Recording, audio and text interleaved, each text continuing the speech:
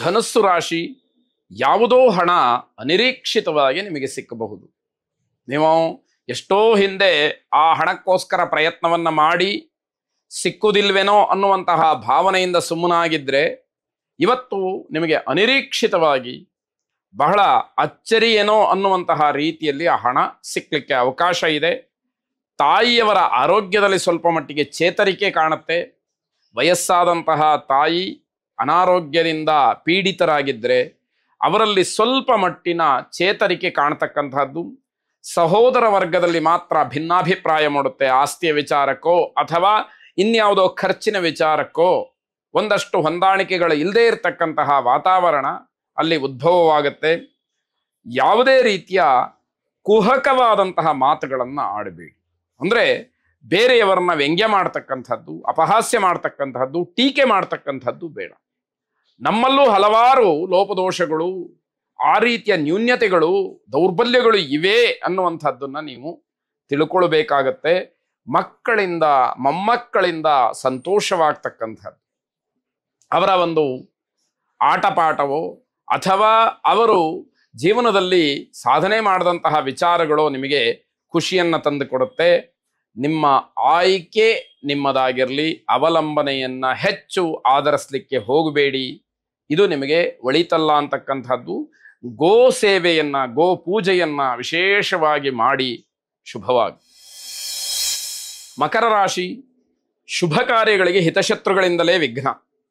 ಯಾರು ನಿಮ್ಮ ಜೊತೆಯಲ್ಲಿ ತುಂಬ ಆತ್ಮೀಯರಾಗಿ ನಿಮ್ಮನ್ನ ಎಡೆಬಿಡದೆ ನಿಮ್ಮನ್ನ ಗಮನಿಸ್ತಾ ಇರ್ತಾರೋ, ನಿಮ್ಮನ್ನ ಹಿಂಬಾಲಿಸ್ತಾ ಇರ್ತಾರೋ ಅವರೇ ನಿಮ್ಮೆಲ್ಲ ಕೆಲಸಗಳಿಗೆ ಅಡ್ಡಿಯನ್ನ ಮಾಡ್ತಕ್ಕಂಥದ್ದಾಗತ್ತೆ.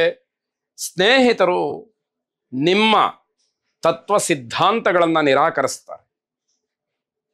ನಾನು ಹೇಳಿದ್ದೇ ನಡಿಬೇಕು, ಇದೇ ಯಾವುದೋ ಒಂದು ನಿಯಮ ಅಂತಕ್ಕಂತಹ ನಿಮ್ಮ ಸಿದ್ಧಾಂತ ಏನಿದೆ ಅದನ್ನ ಎಲ್ಲರೂ ಕೂಡ ಒಪ್ಪಿಕೊಳ್ಳಿಕ್ಕೆ ಸಾಧ್ಯ ಆಗದೇ ಇರತಕ್ಕಂಥದ್ದಾಗ್ಬೋದು. ಬೇರೆಯವರನ್ನ ಸಮಾಧಾನ ಮಾಡೋದ್ರಲ್ಲಿ ನೀವು ವಿಫಲರಾಗ್ತೀರಿ. ಯಾವ ಕಾರಣವನ್ನು ಇಟ್ಕೊಂಡು ನೀವು ಸಮಾಧಾನ ಮಾಡ್ಲಿಕ್ಕೆ ಹೋಗ್ತೀರಿ? ನಿಮ್ಮ ತತ್ವ ಸಿದ್ಧಾಂತಗಳನ್ನೇ ಜನ ಒಪ್ತಾ ಇಲ್ಲ, ನಿಮ್ಮ ಸ್ನೇಹಿತರು ಒಪ್ತಾ ಇಲ್ಲ ಅಂತಾದ್ರೆ ಹೇಗೆ ಅವ್ರನ್ನ ಸಮಾಧಾನ ಮಾಡ್ತಕ್ಕಂಥದ್ದು? ಇಲ್ಲ, ಅದನ್ನ ಬಿಡಬೇಕು. ನಿಮ್ಮ ತಪ್ಪನ್ನ ನೀವು ಸರಿಪಡಿಸ್ಕೊಳ್ಬೇಕು, ಇಲ್ಲ ನೀವು ಬದಲಾಗಬೇಕು ಅನ್ನುವಂಥದ್ದು ಮುಖ್ಯವಾಗುತ್ತೆ. ಅಧಿಕಾರಿಗಳ ಪ್ರಶಂಸೆ ನಿಮಗೆ ಬಹಳ ಮುಖ್ಯವಾಗಿ ಸಿಗ್ತಕ್ಕಂಥದ್ದು. ಮನೆಯಲ್ಲಿ ಹೊಂದಾಣಿಕೆಯ ಕೊರತೆ ಇರುತ್ತೆ, ಅದನ್ನ ಸರಿಪಡಿಸ್ಕೊಳ್ಳುವಂತಹ ಪ್ರಯತ್ನಗಳಾಗ್ಲಿ, ನಿಮ್ಮ ಬಗ್ಗೆ ಇಲ್ಲ ಸಲ್ಲದ ಅಪವಾದಗಳು, ಅಪಪ್ರಚಾರ ಆಗೋದ್ರಿಂದ ಅವಮಾನವಾಗ್ತಕ್ಕಂತಹ ಸಾಧ್ಯತೆ ಇದೆ. ಅದಕ್ಕೆ ಕಾರಣ ಏನಾದರೂ ಇರಬೇಕಲ್ಲ, ಅದನ್ನ ಗಮನಿಸ್ಕೊಳ್ಳಿ. ಆ ರೀತಿಯ ಕಾರಣಗಳು ಏನೂ ಇಲ್ಲ ಅಂತಾದ್ರೆ ಅದನ್ನ ಸಾಬೀತುಪಡಿಸಿ ಸ್ಪಷ್ಟತೆಯನ್ನ ನೀಡಿ ಅಂತಹ ಯೋಗ್ಯರಲ್ಲದವರಿಂದ ಅಂತರವನ್ನ ಕಾಪಾಡ್ಕೊಳ್ಳಿ ಅಂತಕ್ಕಂಥದ್ದು ಬಹಳ ಮುಖ್ಯವಾಗುತ್ತೆ. ಶಿವಾರಾಧನೆಯನ್ನು ಮಾಡಿ ಶುಭವಾಗಿ. ಕುಂಭರಾಶಿ, ವ್ಯಾವಹಾರಿಕವಾಗಿ ಹಣವನ್ನು ಹೂಡಿಕೆ ಮಾಡೋದ್ರಿಂದ ನಷ್ಟ ಆಗತ್ತೆ ಎನ್ನುವಂತಹ ಭಯ ಕಾಡುತ್ತೆ. ಆದರೆ ಹಣ ಹೂಡಿಕೆ ಮಾಡುವಂತಹ ವಿಚಾರದಲ್ಲಿ ಹಿಂಜರಿಯುವುದಿಲ್ಲ. ಏನ್ ಮಾಡ್ಬೇಕು? ಇದಕ್ಕೆ ನಷ್ಟ ಆಗತ್ತೆ ಎನ್ನುವಂತಹ ಸೂಚನೆ ಇದ್ರೆ ಹಣ ಹೂಡಿಕೆಯನ್ನು ಮಾಡಬಾರ್ದು. ಹಣ ಹೂಡಿಕೆಯನ್ನು ಮಾಡೋದು ಮಾಡಿ ನಷ್ಟ ಆಗತ್ತೇನೋ ಅಂತ ಹೇಳಿ ಹೆದರ್ಕೊಂಡು ಕೂತ್ಕೊಂಡ್ರೆ ಹೇಗೆ ಅನ್ನುವಂಥದ್ದಾಗತ್ತೆ. ದಾಂಪತ್ಯ ಸಮಸ್ಯೆಯೂ ಕೂಡ ಕಾಡುತ್ತೆ. ಕಾರಣ ಏನು ಅಂತಂದ್ರೆ ಯಾರ ಮಾತನ್ನು ಕೇಳುವಂತಹ ಸ್ಥಿತಿಯಲ್ಲಿ ಇರುವುದಿಲ್ಲ. ಹಾಗಾಗಿ ಆ ವಿರೋಧ ಅಂತಕ್ಕಂತಹದ್ದು ತನ್ನಿಂದ ತಾನೇ ಬೆಳೀತಾ ಹೋಗುತ್ತೆ. ಮಾತಿನಿಂದ ಸಂಬಂಧಗಳು ದೂರವಾಗುತ್ತೆ. ಹಣವೇ ಮುಖ್ಯ, ವ್ಯವಹಾರವೇ ಮುಖ್ಯ ಅನ್ನುವ ಭಾವನೆಯಲ್ಲಿದ್ದಾಗ ಸಂಬಂಧಗಳು ಎಲ್ಲಿ ಏನು ಕೆಲಸ ಮಾಡುತ್ತೆ?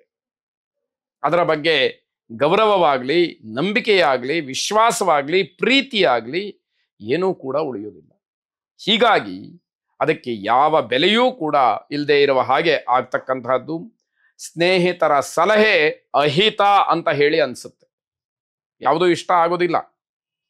ಜೊತೆಗೆ ಗರ್ಭಿಣಿ ಸ್ತ್ರೀಯರಿಗೆ ಸ್ವಲ್ಪ ಮಟ್ಟಿನ ಸಮಸ್ಯೆ ಕಾಡ್ತಕ್ಕಂಥದ್ದು. ವಾತಾವರಣದ ಪ್ರಭಾವ ಆರೋಗ್ಯದ ಮೇಲೆ ಹೆಚ್ಚಿನ ಪರಿಣಾಮವನ್ನು ಬೀರ್ತಕ್ಕಂಥದ್ದು.